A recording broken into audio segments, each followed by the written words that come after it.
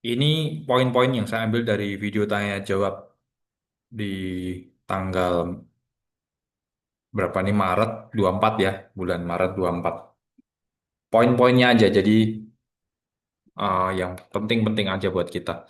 Pertama, kiloan tuh tanggung jawabnya tuh cuma di noda ringan ya, jadi bukan noda berat.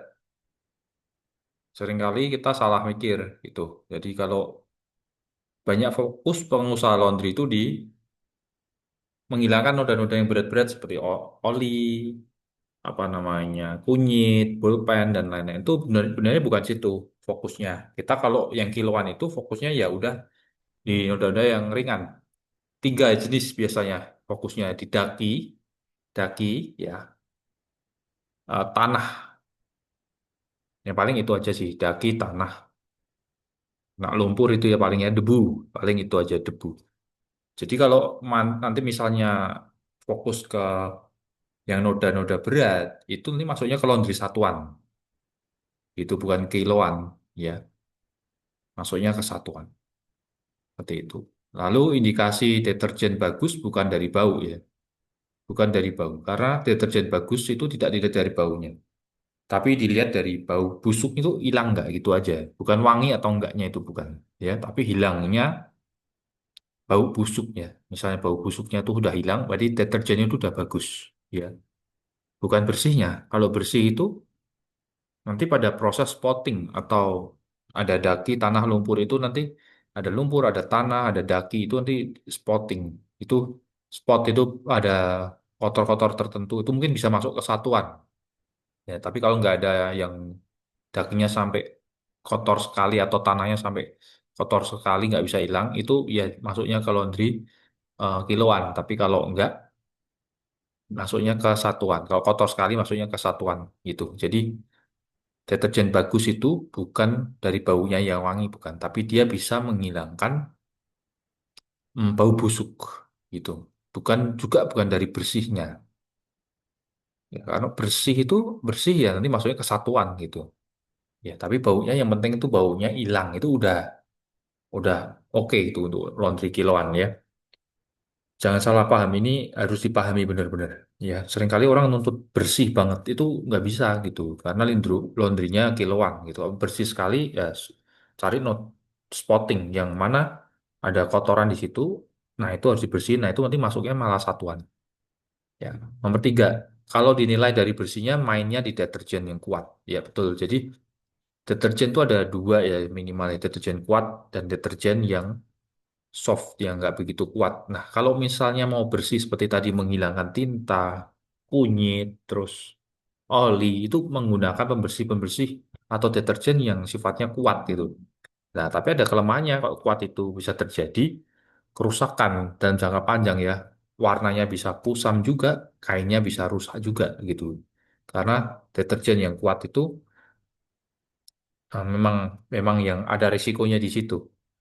Ya, tapi kalau deterjen yang nggak kuat itu memang fungsinya menghilangkan ya itu tadi untuk laundry kiloan ya, hanya daki, lumpur, tanah yang sifatnya simple gitu aja. Tapi kalau yang berat-berat itu harus main di deterjen kuat seperti yang diajarkan membuat deterjen yang buatan sendiri itu masuknya sebenarnya deterjen kuat ya, deterjen kuat. Nah, itu pH-nya di atas 13 pH-nya. Jadi kuat. Ya. Sedangkan yang direkomen yang satunya itu kuat, ringan, deterjennya ringan. Ya, jadi plus minus ya. Kalau kuat itu memang bisa menghilangkan, tapi bisa menghilangkan yang tinta, oli, tapi ada kelemahan tuh merusak kain, juga bisa memudarkan warna. Tapi kalau yang deterjennya nggak kuat, yang biasa itu cenderung aman. Tetapi ya nggak bisa bersih sekali. Misalnya ada noda-noda yang seperti tinta, oli itu nggak bisa hilang. Ya, paling-paling mentok di daki, tanah, lumpur, itu pun nggak yang tebal sekali ya. Begitu, harap dipahami. Kalau mau bersih sekali ya harus treatmentnya atau perlakuannya harus yang khas, yang spesial gitu. Jadi bisa satu, satu per satu. Nanti masuknya ke satuan. Poin nomor 4, jumlah mesin tidak menentukan jumlah staf ya. Jadi berapa mesinnya 10, staffnya berapa itu enggak. Jadi tapi yang menentukan adalah setrika, jumlahnya setrika ya, kiloannya berapa gitu maksudnya. Jadi sehari itu satu orang itu bisa mensetrika, target satu orang bagian setrika ya, ini khusus setrika itu 80 kilo satu hari. Jadi kalau sehari udah menerima lebih dari 80 kilo, berarti sudah bisa ditambah staf lagi satu, staf setrika gitu. Gitu. Jadi kiloannya gitu. Jadi kalau sudah lebih itu bagian setrika yang ditambah ya. Misalnya 100 kilo, berarti ada dua setrika yang ditambah. Timnya setrika jadi dua. Tapi kalau masih 70, ya sing setrika satu gitu. Nggak nambah staf lagi gitu. Apalagi staf yang lainnya seperti staf yang bagian cuci, kering lipat itu enggak ya. Terus untuk laundry sofa kulit ya. Laundry sofa kulit itu perlakuannya sama seperti laundry sepatu kulit, seperti sama sih seperti itu.